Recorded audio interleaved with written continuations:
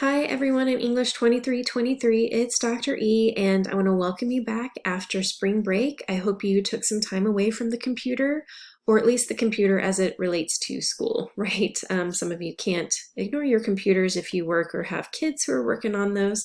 Anyhow, hope you felt like you got a bit of a break. I want to dive right into some information, but I want you to know first off that what I'm going to try to do is combine these supplemental and instructional videos this week. So instead of having two separate videos, I'm going to try for one. I am unexpectedly dealing with a family emergency. Everything will be fine. But I need to handle some of that, but wanted to get this information uploaded so that those of you who kind of like to get an early start can definitely still do that.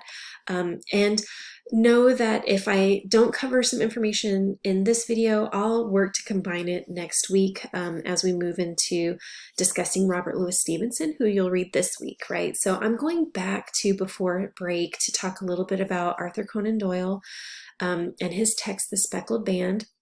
So Conan Doyle is an iconic, right, author. I think everybody has heard of Sherlock Holmes in one way or another. Some of you have probably seen the Sherlock BBC television series, which is fabulous. If you haven't seen it, I recommend it. It's on Netflix. There's also a show that was produced in the US called Elementary that deals with Sherlock Holmes. Not to mention we have tons of movies throughout, the years and decades. We have different versions. So Sherlock Holmes is kind of an iconic character, as is Dr. Watson, and we have Doyle to thank for that. So knowing a little bit about his background definitely kind of helps us get a sense of, who was this dude writing about, this character that he creates, right? So he is born in Scotland, right, to a very strict Irish Catholic family. Scotland will also be kind of important to us coming into this next week. Okay, when we read Robert Louis Stevenson. And what I want to kind of focus on is just the medical background, right, for Doyle, because that really becomes the basis of what we understand as the character of Watson, right? Watson kind of brings that information to the texts, the different short stories that Doyle wrote over the years from the Sherlock Holmes series, okay? So he's really including part of, his existence, his experiences, all of that into these different characters, right? But Sherlock Holmes is just one of those characters that, lasts the test of time, right? Because he's a little bit eccentric and just definitely focused on, details and deduction and, finding, solving those mysteries that seem to be unsolvable. And we really see that with the Speckled Band, right? Because it's what we call a locked room mystery, meaning that, it's who done it? How is this possible? If the door was locked, how was this young woman killed, right? So it takes a mind like Sherlock Holmes, and of course assistance from Watson, to figure out what is happening and what is the meaning of the title, right? The Speckled Band. Make sure you kind of review that. There may be a few questions on the quiz this week. Speaking of quiz, the supplemental random word this week is going to be Cheetos. Sure, why not? Cheetos. So for the supplemental video, let's focus on the word Cheetos. Focus on that for this part of the video. So in thinking about the Speckled Band, I want you to really think about characterization, right? And how Doyle is this author. We always want to kind of think about the author and the author's intention, how he created these characters, how he created this environment, right? Doyle made very specific choices when it comes to characterization, which is a term we're kind of getting used to. A lot of you have probably used before. I want you to also think about things like setting and imagery. That's something we played with a bit and we'll probably continue with as well. I want you to really start kind of flexing your literary criticism muscles and start, digging into some of that literary terminology. So that will become relevant this week. So what I'm going to do is actually pull up our class area and I'm going to go to content. Okay, and I'm going to click on this week 8, right?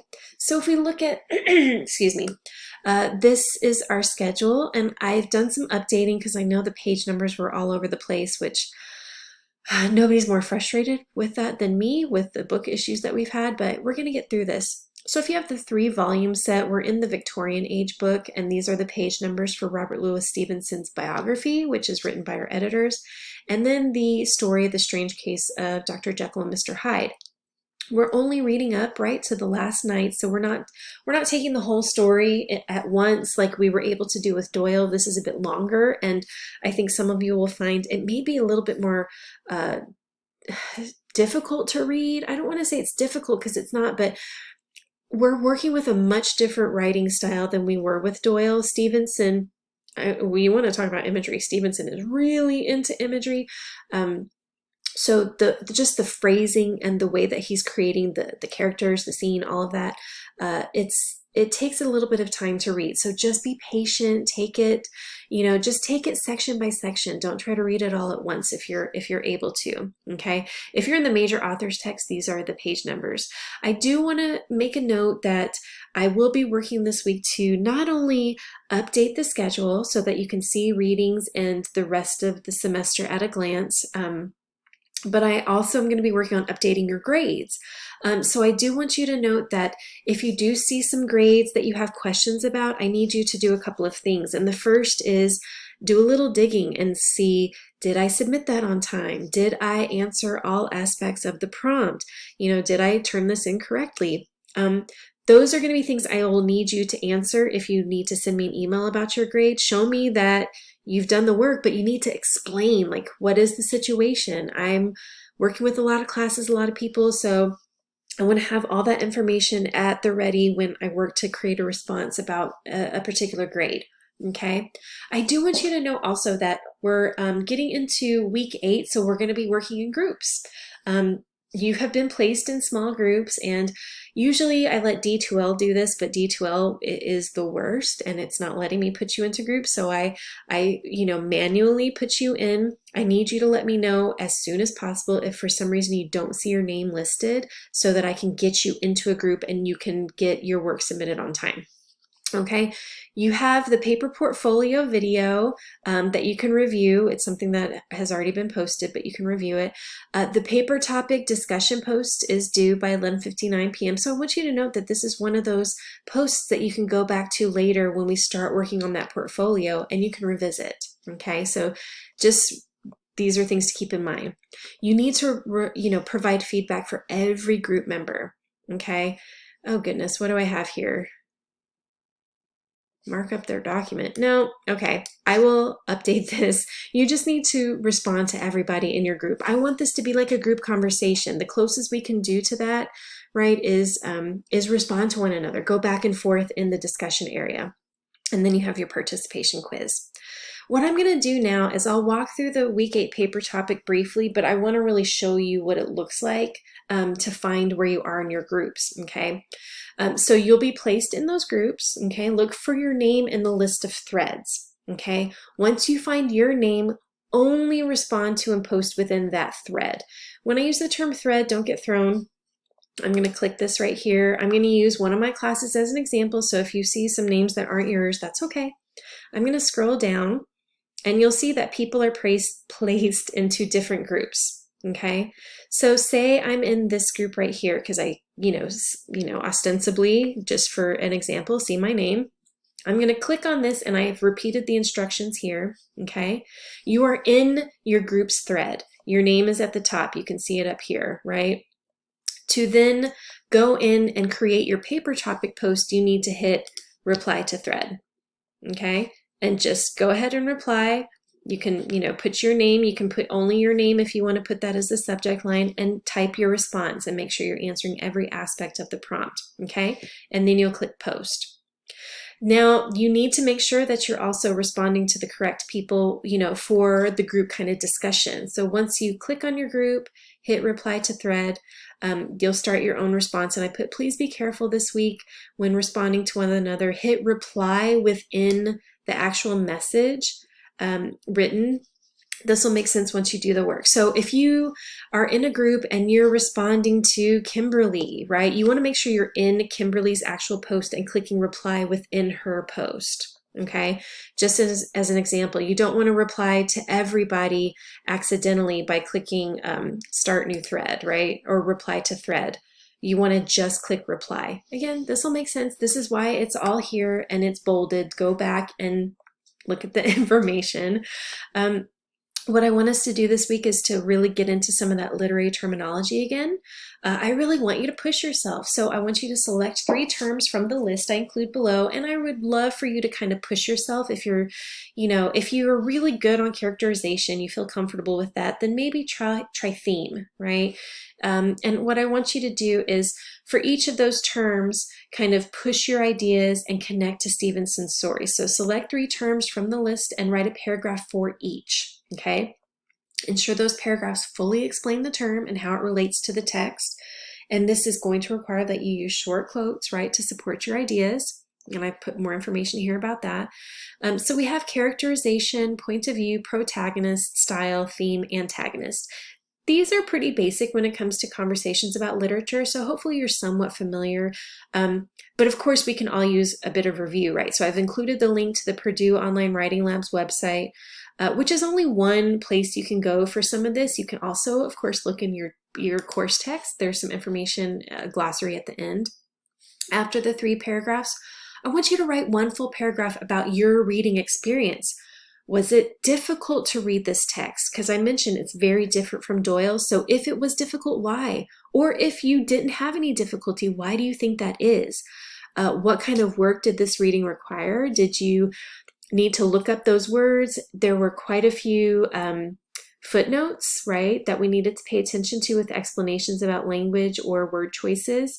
Did you seek help from other sources to kind of help with your understanding? Did you try different reading strategies? Yada, yada, yada, right? These are just samples. You can include anything that relates to your reading experience. Okay, so I really want you to think on that. Finally, write a paragraph that offers connections between this story and Doyle's. And this is just a quick paragraph. We're going to dig even more deeply into this next week probably. But think about the author's style, the choices, think about their lives. Just work to make some connections. Part of really being a literary critic is kind of comparing and contrasting, right? Your initial response Thursday and your response to all group members by Sunday. Okay, if I go back to week 8, come on, computer. Oh my gosh, it's taking its time. Like, I need that time. Anyhow, sorry. So if you go back, the week 8 quiz will be available and you want to make sure you're completing that. I do want to let you know that the random word for the instructional part of the video is tuna, like tuna fish. Don't ask. I don't know where these come from. So the week 8 quiz is there. And again, I want you to note that I'll be working on, offering you some grades and information, so that you can kind of see where you are. But if you have been consistently completing your work and putting in some form of effort, then you should be doing okay. Now, if okay is getting a really high A, it really means you have to have followed everything and submitted everything on time. But if you're just kind of at the point where you're like, okay, I just need to get by, and from here on out, I'm going to strive for better grades, all you need to do is be participating and making sure that you're answering all aspects of the prompt and, just generally keeping up with their schedule. Remember, I'm going to correct, this part right here so that you aren't confused by that, because that is confusing. If you do have questions, make sure that you post in the Q&A area, or you can send me an email, especially if there are any group issues, right? Make sure that you get on those as early as possible.